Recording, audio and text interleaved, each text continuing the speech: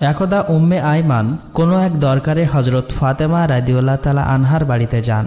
ফাতেমা রাদিয়াল্লাহু তাআলা আনহার দরজার মধ্যে গিয়ে উম্মে আইমান ডাকতে থাকেন, কিন্তু ভিতর থেকে কেউ কোনো কথা বলছে না। উম্মে আইমান আবার দরজায় নক করলেন, কিন্তু ভিতর থেকে কেউ দরজা খুলছে না। তারপর উম্মে আইমান দরজার ফাঁক দিয়ে ঘরের ভিতরে তাকালেন, দেখলেন হজরত ফাতেমা রাদিয়াল্লাহু তাআলা আনহা রুটির জাঁতা পিষতে পিষতে ঘুমিয়ে পড়েছেন এবং তার চৌকির মধ্যে একজন মহিলা বসে তাসবিহ পাঠ করছে এবং আরেকজন মহিলা হজরত হাসান এবং হোসাইন রাদিয়াল্লাহু তাআলা আনহুকে দোলনার মধ্যে দুধ খাওয়াচ্ছে। এই দৃশ্য দেখার পর উম্মে আইমান মা ফাতেমার বাড়ি থেকে চলে নবীজির দরবারে এসে প্রবেশ করেন। নবীজিকে সালাম দিয়ে উম্মে আইমান নবীকে বলেন, ইয়া রাসূলুল্লাহ, আমি কোনো এক দরকারে ফাতেমার বাড়িতে গিয়েছিলাম, তার ঘরের মধ্যে আমি এমন দৃশ্য দেখতে পেলাম। তারপর নবীজি উম্মে আইমানকে বলেন, আমার মেয়ে ফাতেমা রুটির জাতা পিষতে পিষতে ক্লান্ত শরীর নিয়ে ঘুমিয়ে পড়েন, কিন্তু তখনও তার তসবিহ পাঠ করা বাকি ছিল। তাই আমার আল্লাহ রাব্বুল আলামিন হজরত ফাতেমা রাদিয়াল্লাহু তাআলা আনহার ঘরে দুইজন ফেরেশতা পাঠিয়ে দেন। একজন ফেরেশতা মা ফাতেমার অসমাপ্ত তসবিহ পাঠ করছে এবং আরেকজন যে ফেরেশতা হজরত হাসান এবং হোসাইন রাদিয়াল্লাহু তাআলা আনহুকে দোলনার মধ্যে ঘুম পাড়াচ্ছে। তুমি যে দুজন মহিলাকে দেখেছ তারা কোনো মহিলা নন, তারা আল্লাহ রাব্বুল আলামিনের পাঠানো ফেরেশতা।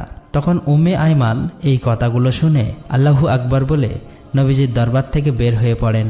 তার কিছুদিন পর বিশ্বনবী হজরত ফাতেমা রাদিয়াল্লাহু তাআলা আনহার বাড়িতে গেলেন ফাতেমাকে দেখার জন্য। নবী যখন ফাতেমার ঘরের মধ্যে প্রবেশ করলেন তখন ফাতেমার মুখটা অনেক মলিন দেখাচ্ছিল। আমার নবী ফাতেমাকে জিজ্ঞেস করলেন, মা তুমি অসুস্থ কিনা, তোমার মুখটা এত মলিন দেখাচ্ছে কেন? তখন মা ফাতেমা বলেন, আব্বাজান আমি অসুস্থ নই, কিন্তু আজকে দুদিন যাবত আমার ঘরে কোনো চুলায় আগুন জ্বলে না। আজকে দুদিন যাবত আপনার আদরের নাতি হাসান এবং হোসাইন না খেয়ে ক্ষুধার যন্ত্রণায় তারা দুই ভাই গলাগলি করে কান্না করছে। এবার আমার নবী ফাতেমাকে বলেন, মা দুঃখ করো না, ধৈর্য ধরো, নিশ্চয়ই আল্লাহ রাব্বুল আলামিন আমাদের সাথে আছেন। এই বলে বিশ্বনবী মা ফাতেমার ঘর থেকে বের হয়ে পড়লেন। পরের দিন এক সওদাগর হজরত আলী রাদিয়াল্লাহু তাআলা আনহুকে একটি কাজের জন্য ডাকেন। কাজটি ছিল এমন যে ওই সওদাগরের উটের পিঠ থেকে তার মালগুলো বাড়িতে নিয়ে পৌঁছে দেবেন। হজরত আলী রাদিয়াল্লাহু তাআলা আনহু এই কাজের বিনিময়ে কিছু দিরহাম পেলেন। ওই দিরহামগুলো নিয়ে তিনি দোকানে চলে গেলেন। তারপর দোকান থেকে কিছু আটা নিয়ে মা ফাতেমাকে দিলেন। তারপর ক্লান্ত শরীর নিয়ে হজরত আলী রাদিয়াল্লাহু তাআলা আনহু ঘুমিয়ে পড়লেন। মা ফাতেমা আটাগুলো জাতার মধ্যে পিষে ওগুলো দিয়ে রুটি তৈরি করেন। তারপর হজরত আলীকে ঘুম থেকে ডেকে তারপর ওই রুটি সকলে মিলে খান। সকলের খাবার শেষ হবার পর মা ফাতেমা কিছু রুটি আমার নবীজির জন্য নিয়ে আসেন। মা ফাতেমা নবীজিকে রুটিগুলো দিয়ে বলেন, আব্বাজান আপনি এই রুটিগুলো খান। আব্বা গো, আজকে দুদিন পর আমাদের ভাগ্যে কিছু রুটি জুটেছে। আমার নবীজি 3 দিন উপবাস থাকার পর রুটিগুলো খেলেন।